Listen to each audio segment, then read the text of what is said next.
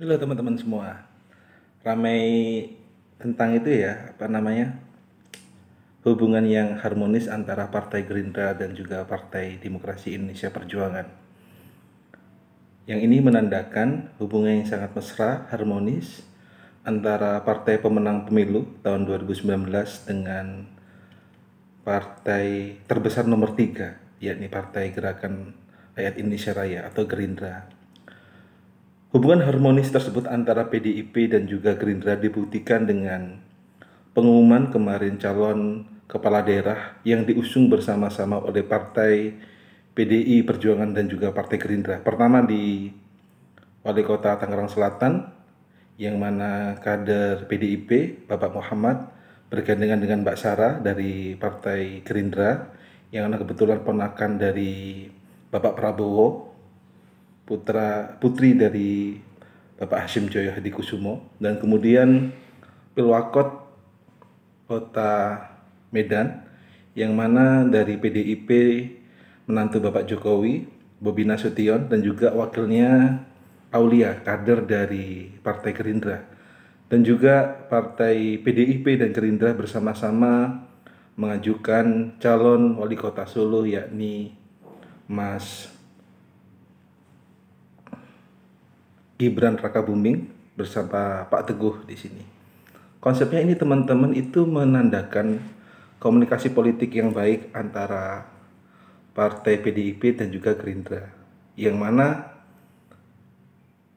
pada tahun 2009 pernah berjalan bersama-sama, dan kemudian pada pemilihan 2 kali pemilu antara Partai PDIP dan Gerindra saling bersaing untuk menjadi presiden.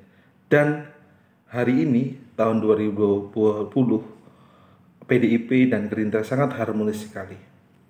Maka konsepnya bisa dimaknai ini berarti Partai PDIP sudah menerima penuh kehadiran koalisi dari Gerindra, dan juga ini bisa dimaknai Partai Gerindra sudah melupakan kekalahan waktu Pilpres tahun 2019, teman-teman di sini. Yang menjadi pertanyaan adalah, apakah kemesraan antara Partai PDIP dan juga Gerindra ini akan berlangsung terus sampai tahun 2024? Terlebih lagi hari ini Partai Gerindra itu juga masuk dalam koalisi Bapak Presiden Joko Widodo. Praktis yang hanya di luar itu ada Partai PKS dan Partai Demokrat di sini. Ada Partai Beringin juga yang di luar koalisi.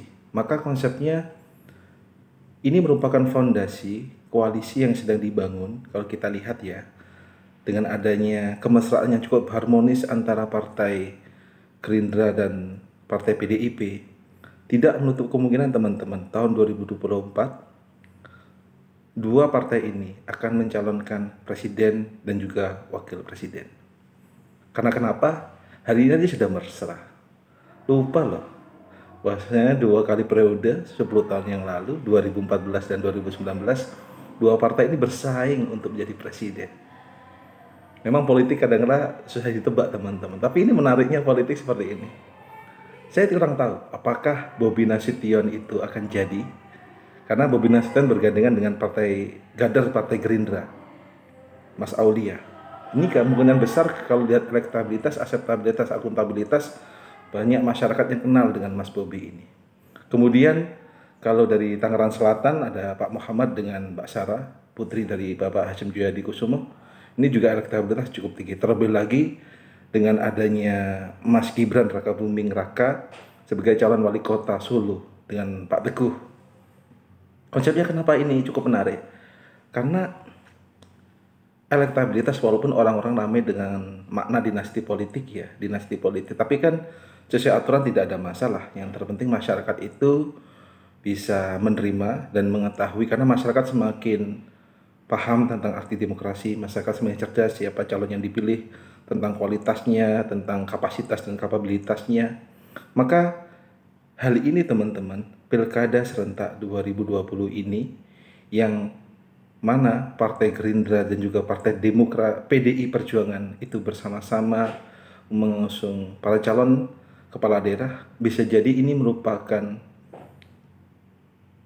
wajah adanya Pilpres tahun 2024, yang mana Pak Jokowi tidak nyalon kembali. Kemungkinan besar dari PDIP dan juga Gerindra, kalau tidak ada alang melintang karena politik masih terus berjalan, ini bisa jadi mencalonkan presiden dan juga wakil presiden. Kita tunggu aja teman-teman, kemesraan yang dibangun antara Partai Demokrasi Indonesia Perjuangan dan juga Partai Gerindra. Kita tunggu, mungkinkah ada partai-partai lain yang juga berkoalisi, mungkin ada Nasdem, ada Golkar, yang cukup besar juga, apakah membangun koalisi sendiri ataupun bersama-sama mendukung PDIP, karena kita praktis hari ini itu koalisi yang dibangun oleh Bapak Jokowi cukup besar.